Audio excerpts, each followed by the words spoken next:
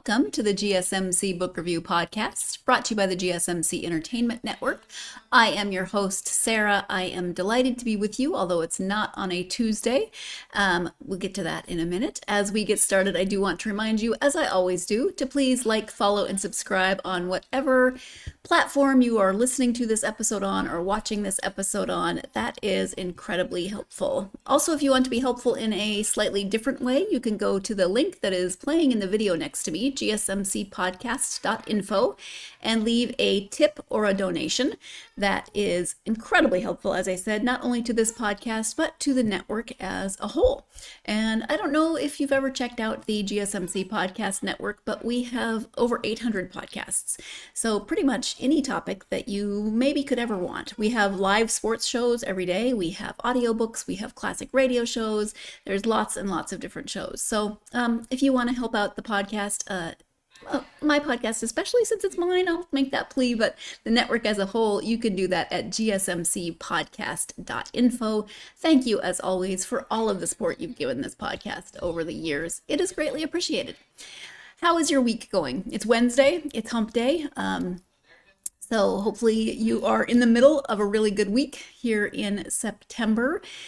It's been an okay week. Had a good weekend, but then on Sunday I got a migraine, and it's finally better today. Although the lights are a little bit annoying, but I'm gonna get through it. It's finally better. It was still very much present yesterday, and it's not the worst one I've ever had. I cannot complain. Did get the nausea and the resulting of the nausea. I won't spell it out for you on Sunday, and that's never fun. Although it is a relief in some ways when it happens, because it relieves the nausea, but also it sometimes actually eases the headache a little bit. Not that you needed to know that, but just so you know, we're a day late because I've had a migraine, and it happens. But other than that, the week is going okay. We're still having gorgeous weather. It's been in the mid 70s. Today's the hottest day of the week, and it's only supposed to get to somewhere in the low 80s, low to mid 80s maybe. And so been doing our usual walks, and I've been loving the cooler weather. Not that it got insanely hot, but it was hot enough for a while. But I'm currently loving the cooler weather, and I hope that you are having some beautiful fall weather wherever you are. Fall makes me start thinking of sweaters. Comfy, cozy sweaters. I love that. And what does it make you think of? I know a lot of people get excited this time of year for the return of the pumpkin spice latte. I have a confession for you. I've never been a huge pumpkin spice latte fan. I like pumpkin pie. I like pumpkin pie spice. But for some reason, the pumpkin spice latte has just never been my jam. And every couple of years, I would think, everyone loves it so much, I really need to try it again. And I would try it, and I would just think, meh. So, hey, I am happy if that is your thing, and if it's back and you are so excited, that is awesome. Go drink as many pumpkin spice lattes as your system can handle. I'm just jealous that you're getting big cups of coffee, because I live in the land of teeny tiny espresso shots. I make my own coffee at home because I want a mug. I understand the expediency of the espresso shot. You know, you order it, you go like that, and you're off on your way. But I am more, even more than the caffeine boost in the morning. I mean, I'll drink decaf coffee when I've frequently given up caffeine at various points in my life. I'm happy with a cup of decaf coffee as long as I can just sit there with that cup in the mug, a mug of coffee, and just sip my coffee. That was a tangent I didn't expect to take, but it's September. There is a theme. My author's wearing a sweater. I told her I was jealous when we did the interview. It's pumpkin spice season. It's spooky season, which brings me to this book. So I keep seeing on Facebook that all of September, and I guess all of October, because Halloween isn't until October 31st. All of September and October are just Halloween Eve. If you are a fan of spooky season, then this is something you're definitely going to want to tune into. I am speaking today with author Kelly Florence. We are talking about her book that she co-wrote with her best friend, Meg Hafdahl, Travels of Terror, Strange and Spooky Spots Across America. Let me give you the description. Grab your flashlight, garlic, and ghost hunting equipment. We're taking you on the ultimate road trip of the spookiest places around the U.S. Horror lovers, lifelong best friends, and co-hosts of the Horror Rewind podcast, Kelly Florence and Meg Hafdahl have traveled around the U.S. to bring you the most thrill-inducing spots for horror, history, and true crime. They've compiled a list of what to do, where to stay, where to eat and drink, and where to shop to make your vacation planning a breeze. They've also delved into the history and pop culture of each spot, revealing hidden gems, most notorious true crimes, women you should know, horror books and movies set in the state, and other strange facts about some of the scariest places around the nation. Here's a small sampling of what you can expect to find in Travels of Terror. St. Augustine, Florida. Take an open-air trolley on the Ghost and Gravestones tour to the old St. Augustine Cemetery, Potter's Wax Museum, Old Jail Museum, and a bevy of churches with their own macabre past. Los Angeles, California. Stay at the haunted Hotel Roosevelt, where you may be visited by the ghosts of actors Errol Flynn and Montgomery Clift. Portland, Oregon. Grab a cocktail at Raven's Manor, a horror-themed bar with drinks like the Black Widow, Lilith, and Drought of Asphyxiation. Pittsburgh, Pennsylvania. Learn about the most famous true crime to happen there, when the wife of the Allegheny County Jail warden fell in love with a convicted murderer. New York, New York. Celebrate Nia DaCosta, the first black female director to have a film debut at the top of the box office with the supernatural horror slasher film Candyman in 2021. Austin, Texas. Pick up souvenirs for friends and family at the Glass Coffin, a vampire parlor and horror shop. And Duluth, Minnesota. Visit Glensheen Mansion on the shores of Lake Superior, where Duluth's most notorious murders occurred in 1977. From big cities to small towns, get inspired to plan your own ghoulish getaway. And that is the description of Travels of Terror by Kelly and Meg. Kelly is with me today. Just Kelly. We're not speaking to both Kelly and Meg, but we talk about her, but in an okay way, a lot during the interview. Sad that I didn't get to meet her, but loved that Kelly was able to join me for this episode. If you're a fan of spooky season, if you're a fan of horror movies, true crime, ghost tours, definitely, this is a book that you will want to check out. So let's go ahead and turn to the interview now with Kelly. Hi, Kelly, and welcome to the podcast. Hi, thank you so much for having me. Thank you so much for being here. I'm excited to talk about your travel book, Travels of Terror. Before we do that, if you wouldn't mind starting by sharing just a little bit about yourself so my listeners can get to know you a bit. Sure. I'm Kelly Florence. I'm native here to Duluth, Minnesota. I grew up in northern Minnesota and I always loved spooky things. And so when I met my best friend and co-author Meg over 20 years ago now, we just hit it off because we had all of the same things in common, and we've been best friends and writing together ever since.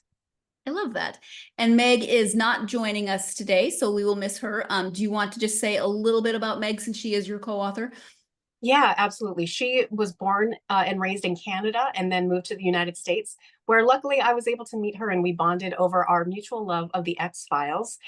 She introduced me to my husband and I introduced her to hers, and we're still married 20 years later and we have kids that are best friends. So it's amazing how fate and life brought us together and we have all this stuff in common. Yeah, and you have matching horror themed tattoos now as well, like from the book. I know this. Yeah, we have several matching tattoos and have co-written 8 books together and just have traveled together even before we started writing this travel book. Meg is an accomplished and published fiction horror author as well. And so it's just been fun to do a little bit of nonfiction, a little bit of fiction, and bring all of our loves together. Yeah, wonderful. Thank you. So give an overview. The full title is Travels of Terror, Strange and Spooky Spots Across America. Just give an overview. Yeah, so we travel to 12 different cities across the United States, looking for the best haunted places, spooky hotels, the best restaurants and bars to eat and drink at that had some sort of horror theme, the best places to shop. We also focused on true crimes that happen in those cities, and then always a woman you should know. And so this came about because we already had been traveling together as best friends. And we naturally sought out these places just being horror fans. And so we one day had a light bulb moment of this should be a book, and we pitched it to our agent, and now it's getting published. Yeah. So, oh, and it comes out this week, right? Yep, September 10th. Yes, perfect. So you'd already been traveling together. Did you include some of the places you'd already been, or did you just start when you decided to write the book? Did you then say we need to figure out where we're going? We did end up including some places we had already been, because that really inspired us. We had just recently traveled to New York and then to Salem, Massachusetts for some book events of our own. And we just found ourselves taking notes. We're like, this could be a travel book. And so we were already, even though we hadn't pitched it yet, we were already writing in our heads, and we had written some sample chapters because we knew what we wanted to do. And then just by speaking to other people, telling them about this book and our idea, more people gave us ideas of places we never would have traveled or thought about. And then it grew from there. And really, we had to cut it down a little bit. We wanted to include all 42 places or for all 50 states, but of course we couldn't for time's sake. So we narrowed it down to 12. Yeah. And some of the places might seem obvious to people who would flip through it. Salem is in there. You went to the Lizzie Borden house, things that make sense. But then there's some New Orleans, obviously, people are going to think of as spooky. What was a place that somebody might not expect to go on a travels of terror trip? Right. Well, I guess two places stand out. One is Athens, Ohio, because you don't think about Athens, Ohio when you think about spooky places. But I was talking to some friends, some mutual friends. We were all on a Zoom together, and they said, there's all of this haunted history in the town where we went to college. And they started telling us all these stories. And Meg and I were like, okay, we have to research this a little bit ahead of time. Ended up including it as one of our cities. And there's an old asylum there that has some haunted history. There's definitely a lot of spooky things that we included. And that was sort of a fun hidden gem out of the way that people wouldn't necessarily put on their bucket list. Yeah. Yeah, I was surprised when I saw that in the chapter titles. I thought, it just never occurred to me. But there's actually more in the book about Athens, Ohio, and we talk about it a little later in the interview as well. Like I said, it's not exactly a place that I would think of when it comes to spooky or haunted places, but there's a very good reason for it being in the book, and actually a really interesting story behind the place, one of the main places that they talk about in terms of Athens. Like I said, we do talk about that a little bit more later. My husband is from Ohio. I keep forgetting to ask him what he knows about Athens, and I don't. This is terrible. I'm not sure I actually know where Athens is in the state of Ohio, so I don't know where it is in relationship to where he grew up. Note to self, look that up. But we are going to take our first break of this episode. When we come back, we'll be talking more about this same topic because Kelly has two places that are slightly unexpected. So we're going to talk about the second one. You are tuned in to the GSMC Book Review Podcast, and I will be right back.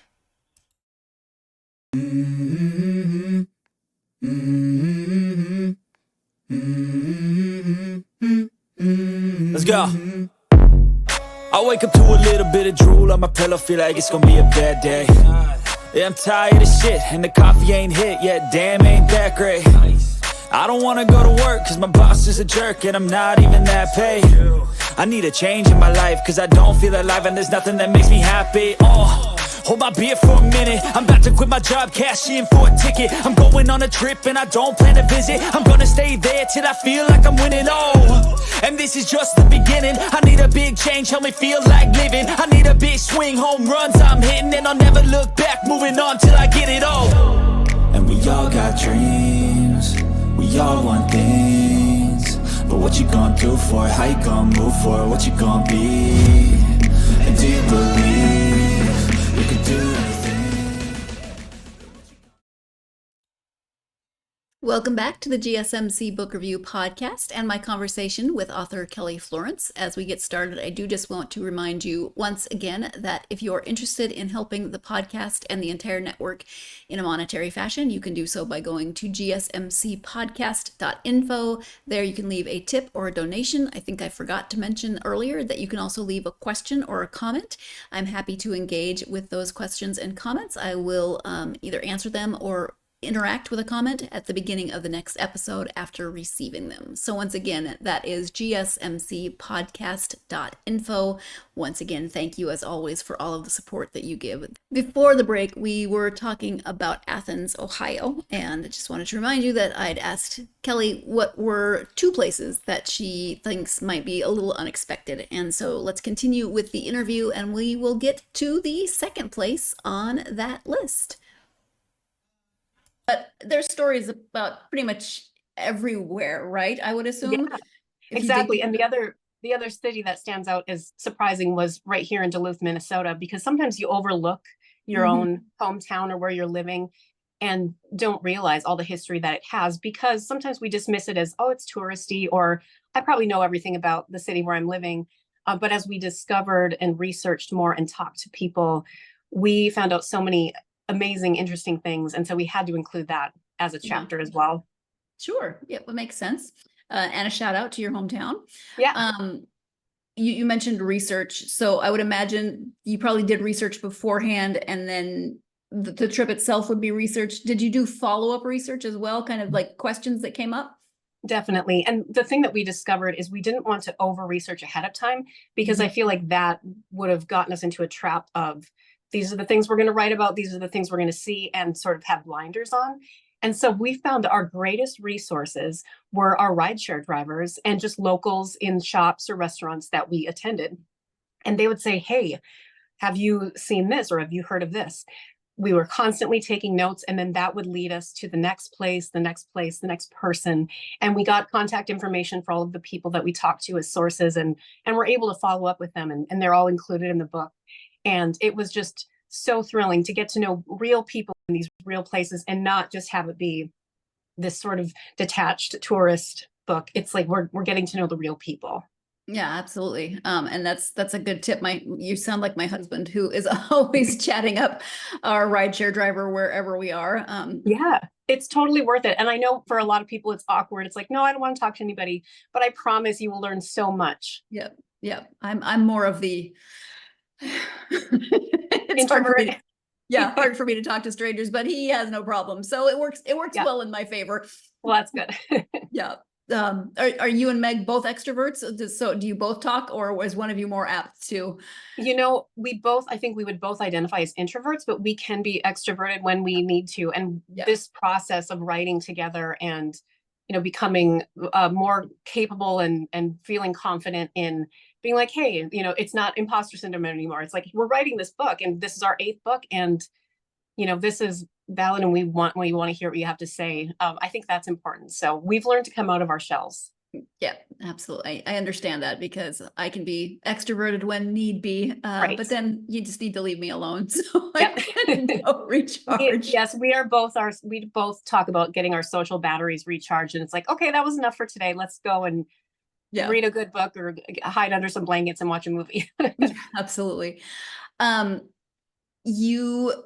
You go to all these spooky places, you learn about experiences that people have had, but before this, you haven't experienced yourself in this book. Before that, had you ever had an experience of a spookier nature, or? No, not to this extent. Like, there were things that happened when I was little, like I was in the woods and I thought I saw something, but I was in 1st grade and who knows. But this was definitely the first time. And Meg and I both talk about how we are probably naturally more skeptical, especially since we write from that science angle in the rest of our books of, can this be proven? What is this based on?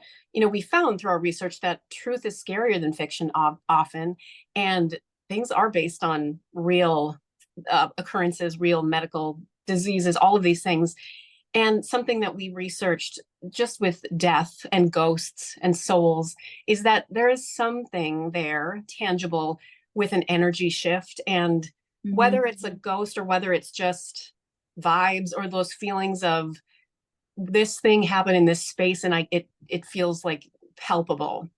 And so, yes, I did have an experience, and so did Meg in a different city, but it's definitely opened my eyes to being more open and less skeptical about the possibility of who is among us.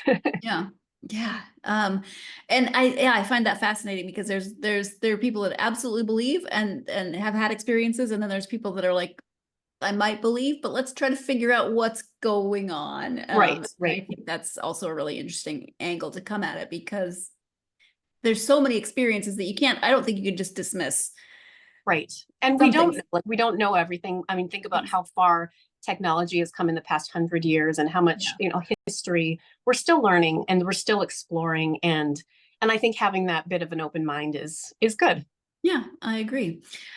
Can you talk a little bit about you mentioned a woman you should know, and there's a woman Yes. in every chapter. So let's talk about that. And is there one or two that you want to highlight? Yeah, absolutely. The one that has fascinated me ever since I was a child, and even more so now after I read two biographies about her, is a woman named Maila Nurmi. And she was a Finnish woman, and we know her as Vampira or Vampira. I pronounce it in the Finnish dialect because that's what I grew up knowing. She actually lived here in Duluth, Minnesota for a time. Her dad was a journalist for a Finnish American newspaper, and she performed in theater. She moved to Hollywood and she became the original Scream Queen. And so we were able to visit her grave at the Hollywood Forever Cemetery. And then just recently I connected with her niece who wrote one of the biographies about her, Sandra Niemi, and then also her son, who it lives in Boston. So it is fascinating to know that there are these people who not everybody knows their name, but they had such an impact on history, whether it be horror history or something real. The other person I would highlight is Sarah Lamb, who was the first woman convicted of murder in Oregon. And back when it happened, she had an abusive husband. It was self-defense. She ended up going to jail and then put away in an asylum for life.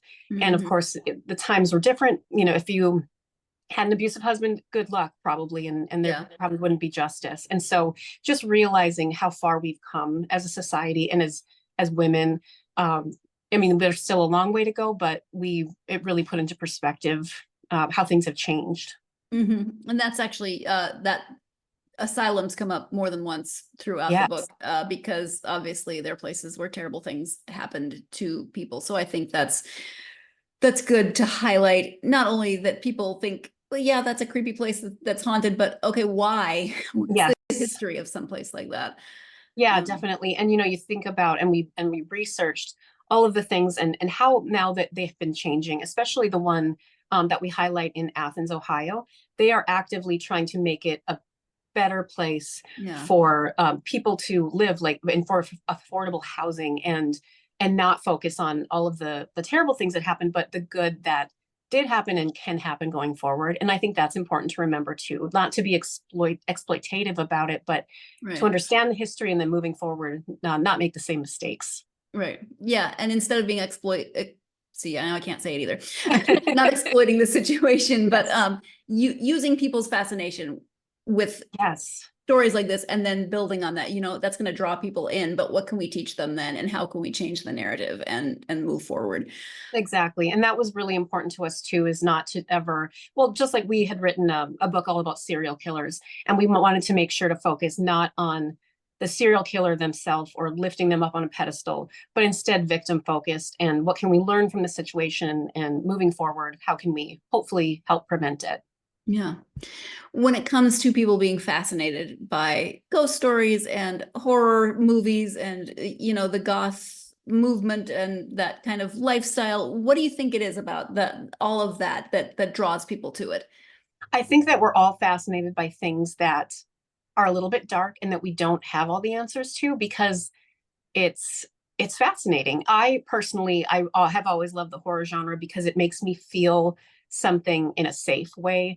It's not like going on a roller coaster, you feel terrified because you're being whipped through the air, but watching a horror movie, you're in the safety probably of a movie theater or your home, and you feel scared. You can empathize with the characters on their worst day, what they're going through, but it's probably not going to happen to you. So I think that for me personally is why I love the horror genre. And I also think that people are fascinated with it because it's empathy building. We can put ourselves into these situations hypothetically and think, what would I do differently? Or how would I handle this? Or okay, in perspective, my day's going better than this person. So I'm going to take a step back and realize it's not the end of the world. I just think, yeah, we all have a little bit of fascination with it. Yeah. It's never been my go-to genre, whether in movies or books. And I remember in college, a group of friends going to see, I think it was the first Scream movie. Okay. I could be wrong. And it's just me sitting there cringing. And my friend Stan, I'll never forget this, just kept leaning over and saying, "It's satire. It's satire." Yeah.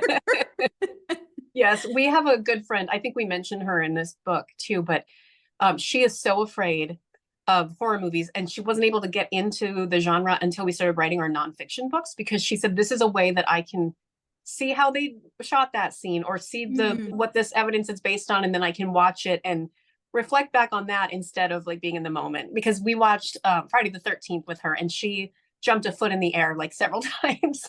Yeah. That's also fun to watch a horror movie with fans or non-fans and see how they react. Yeah.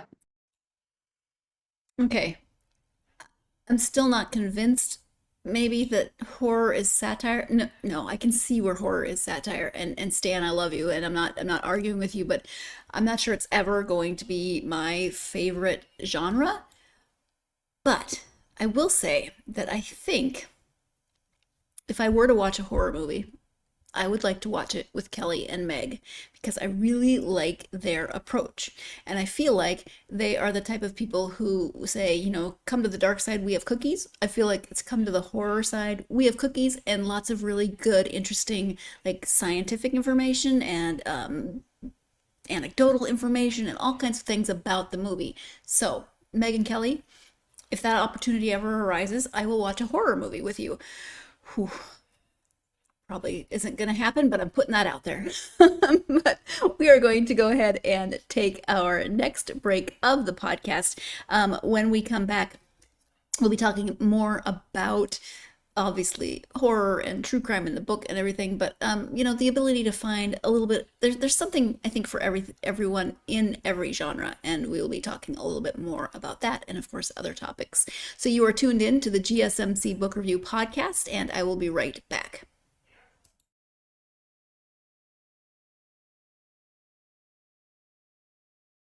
For the best and latest podcasts available anywhere, go to the podcast app on your cell phone and type in GSMC to access free content-rich podcasts on health and wellness, book reviews, sports, entertainment, relationships, social media, movies, technology, finance, and even weird news. Subscribe and download the GSMC Podcast Network's family of shows, available everywhere podcasts are found. Welcome back to the GSMC Book Review Podcast and my conversation with author Kelly Florence. Before the break, we were talking about Kelly and Meg watching a horror movie with a non-horror movie fan, and just bringing their love of the genre and their interest in the genre and why they love certain movies and what it is about those movies that draws them to that particular movie. And I think that is really interesting. It's always good to sit down with somebody who's really passionate about a subject, especially if you're not quite so sure about it. So we were talking about that before the break. Let's go ahead and return to that conversation with Kelly. Well, and I liked reading am I into horror? No. Do I necessarily go to places because there's a ghost tour? No. Did I read the whole book and be like, hey, that sounds cool? Yes. Yeah. Awesome. Thank you. I think as I was reading, you would highlight some of your favorites. We like this movie because, and I'd be like, yes. Okay, I can see that. Yes. Still probably not going to watch it, but I can understand. Yes. So I think that's helpful. No, absolutely. And I think that we all can feel that way about different genres of books or movies or music. And I think one of my favorite sayings I heard a couple years ago is, don't yuck someone else's yum. And it's like, so many people are so dismissive of certain things. It's like, well, I'll listen to anything except country music, or I'll read anything except romance. And it's like, but there's probably something that you would like out of everything. You can't just dismiss an entire genre because of a stereotype. And so that's, I think, our biggest hurdle with horror is people assume that you hear horror movie, you think 80s slasher. which is fine. We love those movies too, but it can be so much more than that, and more nuanced and fun and satirical and poignant and deep, And so I think we're just trying to get more people over to our side to realize it's not just one thing. Yes. If you were to choose a movie from the horror genre to entice someone over to your side, what might it be? It would probably, if I was going to go with some classic movies, it would either be The Shining or Psycho, just because they're so classic and they're subtle, they're psychological, and it's based in reality. I realize there's some fantastical things in The Shining and ghosts and whatnot, but I think those are both terrifying scenarios that could happen and are based on real phenomenon. I think if I was going to show someone a more recent horror movie to sort of get them in, I would go with Mike Flanagan's Hush. It's not as well known, but his wife plays a deaf character. She's a writer out in a cabin writing, finishing up her latest novel. And there's a killer trying to get into the cabin, and she can't hear him. And so there's very little dialogue, and it's just suspense. It's so good. Yeah. Yeah. It just sounds creepy, right? Yeah. The book has several illustrations throughout it, the chapters. Can you talk about who did the illustrations? Why did you decide to include them? Yeah. So Julian D. Narvaez, he did these illustrations. We had several illustrators submit ideas, and we just loved this form and his illustrations. We had talked about, should it be photos, should it be illustrations? And we thought it has to be illustrations because we want to include these things, these legends that you're not going to get a photo of necessarily. Like, for example, on the cover of our book, there's a zombie eating a taco. Yes. And in our Duluth chapter, there's a man who is 2 stories tall called the Tall Man. There isn't going to be probably photographic evidence of all these things. And so it was fun to play with sort of this illustration, and every city has their own poster. And when we go on our book tour in October, every city that we visit will have a big poster giveaway of their city at the bookstore where we'll be. And so it's just a lot of fun. And we were talking about, Meg and I love tattoos, and we were saying, like, it's going to be hard to choose what out of this book we're going to get a tattoo of next. Yeah. The illustrations are great. And I think the fact that they are illustrations and more line drawings, they're very, they're very stark, I think is perfect for the theme of the book. Thank you. You and Meg have written 8 books together. So what is your co-authoring relationship like? How do you split things up? Do you take different chapters? Do you write different segments? Yeah. So when we started writing together, our first book in 2019, Science of Monsters, we wrote every single thing together because we wanted to make sure that we shared a voice and knew exactly, and weren't doubling up on any research or writing.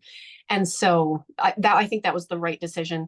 We realized very quickly, though, that because we've been best friends for over 20 years, we already kind of share a voice, and we know exactly sort of the direction we want to go. Not all the time, but it worked out really well. So then by the time we got to our second book and the rest, we will split it up by chapters or sections. And then we always edit together. And so, I'll come back and say, hey, what do you think about this? I have these 2 threads I'm going between for this chapter. And then Meg will say, this seems more interesting to me than this one. And so we'll get each other's opinions, but typically we agree. And when we don't, we figure it out. Good. Yeah. Do you want to highlight any specifics of the other books that you've written together? Yeah. So coming out next year in 2025 is The Science of Alfred Hitchcock, which, just like our book, The Science of Stephen King and The Science of Agatha Christie, is part biography and then part science. So we talk about what was happening in the life of that author or filmmaker at the time that they made that movie or wrote that story, and then what inspired them science-wise or history-wise, and then get into interviewing experts. Like, we interviewed a chemist, and we interviewed a pharmacist, and we interviewed somebody talking about time travel for Stephen King. It's all over the gamut of what kind of expert and what kind of science we're talking about. And I think that that's interesting because it's not always the same exact thing. It's where are we going to go down the rabbit hole and what are we going to discover this time? Yeah. Yeah. See, you might get me to read more horror related things because of all the different angles you take. I like it. Yes. And is that what you're working on now, editing that, or have you started a new project? Where are you in? That project is in with our editor right now, so we'll get our changes back within a couple months, and then just go through that process of getting it released and starting the promotion for that. And then we just have other little things. We write a monthly column for Horror Tree, and we have other guest spots in different magazines and publications. But it's just fun that we're always creating something. We're writing scripts and screenplays, and we have some TV projects in the works. And so just constantly being busy. Our motto is we'd rather be busy than bored. Keeps you out of trouble, right? Yes. And you live in Minnesota, so it's not like you have a lot else to do in the winter. Exactly. 8 million degrees below zero. Yes, that's maybe why The Shining especially resonates with us, because they're snowed in, for this long period of time. It's like, yep, I could see going a little cabin fever, going a little stir crazy. Absolutely, yeah. So for you, when did you always know you wanted to be a writer, or did you grow up knowing you wanted to write, or did you come to that decision later in life? I loved reading scary stories and all stories, but I remember I was very little, and I still have it. It's a handwritten story. Can barely read my handwriting, but it was what I thought would be the scariest thing to ever happen. It's a girl who gets locked in her own bedroom during her birthday party, and she watches her own birthday party happen in the backyard, and no one notices that she's missing the whole time. And she falls asleep. And then when she wakes up, the door is unlocked and everyone's gone. Like, her parents are there, but like, she missed her whole party. I'm like, that is true horror. So I always knew. And then as I got older, nonfiction, I loved writing research papers. And I know that that's a lot of people's like bane of their existence, but I would rather be in a library reading books and doing research than out, water skiing, for example. So I just knew that I loved it. And using this skill and this passion, I'm happy that I was able to turn it into, becoming an author. Yeah. Okay. I love it. From your experience, what advice would you give for aspiring authors? And maybe what advice would you give for people who want to co-author? Yeah. So I think the big thing is not to over edit yourself, especially in the beginning. It's better to get out, as I know some people call it, a vomit draft, meaning you just write it and you don't go back. Because I think one of the biggest mistakes people make is they start writing something, and then the next time they go back, they reread it and then edit. And it's hard to move forward from there. It's easier to get it all out and then go back and edit. The other thing I would say is write what you're excited about and passionate about, because otherwise it might feel like homework. And there's nothing worse than, well, I got to write this now. That's not exciting. So write about something that you are fascinated by, and probably other people will be too. Right. Yeah. Thank you. I think that is perfect advice from Kelly in terms of writing something that you are passionate about, something that is of interest to you, because you can definitely see Kelly's passion in terms of the things that she's interested in, the things that she's talking about, the places that they visited, the other books that they have written. It is very obvious, and it comes through in the writing. I would assume that Meg is probably just as passionate and about the topics that they cover, fascinated by the subject matter, etc. It does come through. You can tell that they are really enjoying the travels and also the research and finding new places, learning new things about new cities. The passion is there. So excellent advice. We're going to go ahead and take our last break of this episode. When we come back, Kelly will be talking about what she likes to read in her free time. You are tuned in to the GSMC Book Review Podcast, and I will be right back.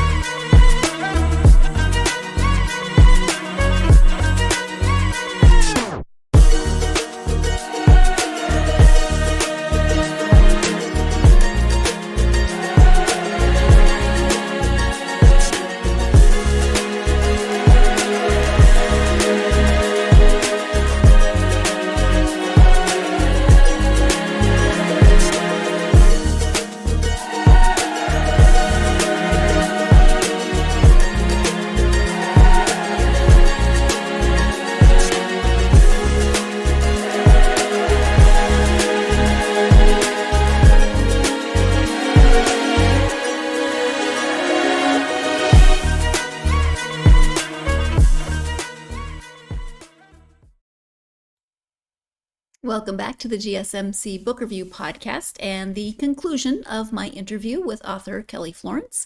Before the break, she was giving her advice for aspiring authors, part of which was to be passionate about what you're writing about. Don't make it feel like an assignment or homework. Let's go ahead and return now to the conclusion of that conversation. Obviously, horror is probably a genre that you enjoy, not only movies, but reading. But when you're reading just for you, go-to authors and genres. Yeah, well, I know horror, it's obviously there, Stephen King, big Stephen King fan. But I also love reading autobiographies and biographies and history, a lot of nonfiction, because I love to learn. I think learning should be a lifelong passion that we all have, whether it be, learning something new about how to fix your car or learning about, an icon in history. So the latest books I've read were those two biographies about Mila Nurmi. And I'm not sure what I'm going to pick up next, but we're going to the bookstore later today. So we'll see. Yes, and that's something that cracked me up about the book is every time you'd go to a bookstore or anything horror related, you would talk about how there's no room in the suitcase, you cannot. Oh my gosh, I know. And there were times when it's like we did end up buying a couple extra bags, and it's like we can't keep doing this. This is too much. Yeah. But we found a lot of great things. Yeah, it sounds like it. You're either gonna have to start shipping things home, right? Do you and Meg have a website together? And if not, separately, and where people can find you on social media if they want to learn more? Yes. So our website together is horrorrewind.com. That's the name of our podcast. We started it, I think, 7 years ago now. And that's what sparked our transition into writing together, because we were always talking about these topics. And then we each have our own websites, our names, kellyflorence.com and meghafdahl.com. Okay. Any social media? Yep, we're on social media again under our names and Horror Rewind. Okay, perfect. Thank you. Kelly, is there anything that we haven't highlighted during this time that you want to make sure that you bring up? I guess I'll just mention our book tour briefly. We're going to start here in Duluth, Minnesota on October 1st. Then we're going to Providence, Rhode Island, Pittsburgh, Pennsylvania, Marietta, Georgia, Austin, Texas, Milwaukee, Wisconsin, and Los Angeles, California. And we'll be at an independent bookstore in all of those places signing books. And also in every city except Milwaukee and Los Angeles, we'll be doing a walking ghost tour. We'll be taking you for about a 20-minute stroll and pointing out some things from our book and some unexpected surprises. I love it. We actually we're doing a horror. We're talking about horror. My screen keeps flickering. I know. I love it. It's like some ghost is trying to get in the conversation here. Yes.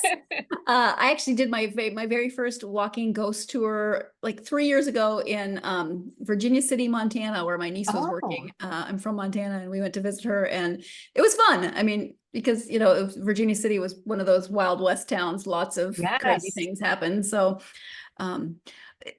you're starting your book tour in October, which makes absolute sense. Yep. What do you do for Halloween? Oh my gosh. Well, we have found ever since we published our first book together in October of 2019, October is our favorite month, but it's also our busiest month. We prefer, now that our kids are older and they don't trick or treat anymore, we prefer to stay in and hand out candy, watch a scary movie, but just enjoy the day. For us, it's always spooky season. Good. Thank you. And thank you so much for taking time out of your weekend. You're about to jump into your busy season. So thank you so much for joining me to talk about Travels of Terror and writing. And thank Meg as well for her work with the book. I really appreciate it. Awesome. Thank you so much for having me. Thank you again to Kelly for joining me. I really enjoyed the conversation. I apologize for the flickering of my camera. I've been having some technical difficulties with my camera lately. This was definitely the worst. Although, seriously, how appropriate was it that this was the interview that my camera decided to completely go weird on me? It's like the ghost of video calls past. We're coming to say hello in the video. I do not mean that like I mean it a little facetiously, but who knows anyway. But not meaning to like make light of any anybody who may think there's more going on there. Absolutely not that. But it's the perfect interview for that to happen. So, but I do apologize for the flickering. For those of you who found it annoying, hopefully you were able to just block out my half of the screen and focus on Kelly, which is what you should have been doing anyway. Thank you to Kelly. It is September. They have a book tour coming up in October, which of course is perfect timing if you are a fan of goth, horror, true crime, travel, walking ghost tours, then you definitely should check out this book. Maybe you want to take a road trip this fall, or maybe you want to get it this fall and start planning for next fall during spooky season, or I mean really whenever you want to go is great, but seems perfect in the fall when the weather's changing, and I don't know, fall's my favorite time of year, so I love it a lot for many reasons. But definitely check this out, and check out some of Meg and Kelly's other books as well. I am very intrigued by the science of titles that Kelly was talking about. I want to check those out myself. That for me is a really good way to get into a genre that maybe isn't highest on my list, but I'm really interested to see how they look at different topics, and the science aspect, like she said, time travel, and what people theorize are they ghosts, are they energy, or what is happening, and what's the science behind what could possibly be happening. So very interested in that. I hope that you will join me for next week's book. I will be speaking to author Peter Kageyama about his book Midnight Climax. This is the second book in a series featuring a character called Katz Takayomo. I should have looked that up. I will make sure I get the name correct. I apologize. Takamoto, I think, but it's not written down right in front of me. I do apologize.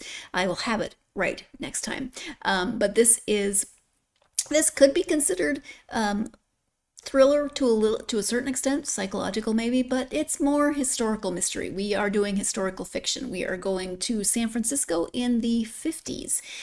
Katz is a Japanese man who is a private investigator in San Francisco, so it's just a really fascinating look at San Francisco during this time. There is a mystery to be solved. There are multiple layers to this mystery. The description uses the phrase something about a CIA, you know what, I don't want to get it wrong. I don't want to tease you with the wrong thing, but something about a CIA brothel. Anyway, it's true, but I think that's a slightly intriguing way to look at things. But I'm looking forward to talking to Peter about Midnight Climax, so please join me for that episode. In the meantime, if you are a fan of this podcast, please do like, follow, subscribe on whatever platform you are either listening to or watching the podcast on. Also, if you leave a review, a positive review would be great if I can ask, but leaving a positive review really does help this podcast get out to more readers such as yourselves. Also, you can follow the podcast on social media, Facebook, X, Instagram, and TikTok. Always say it, always mean it. Love hearing from readers, viewers, listeners, whatever you happen to be in terms of how you consume the episodes. But come and tell me what you've been reading.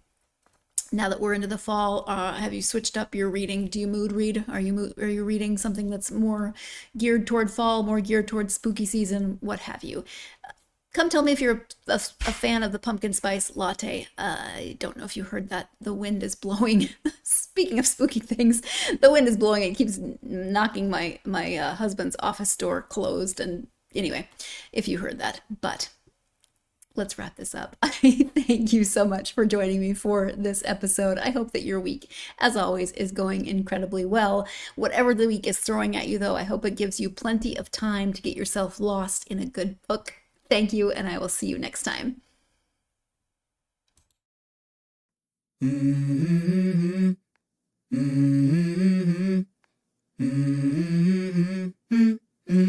Let's go. I wake up to a little bit of drool on my pillow, feel like it's gonna be a bad day. Yeah, I'm tired of shit, and the coffee ain't hit yet, damn, ain't that great. I don't wanna go to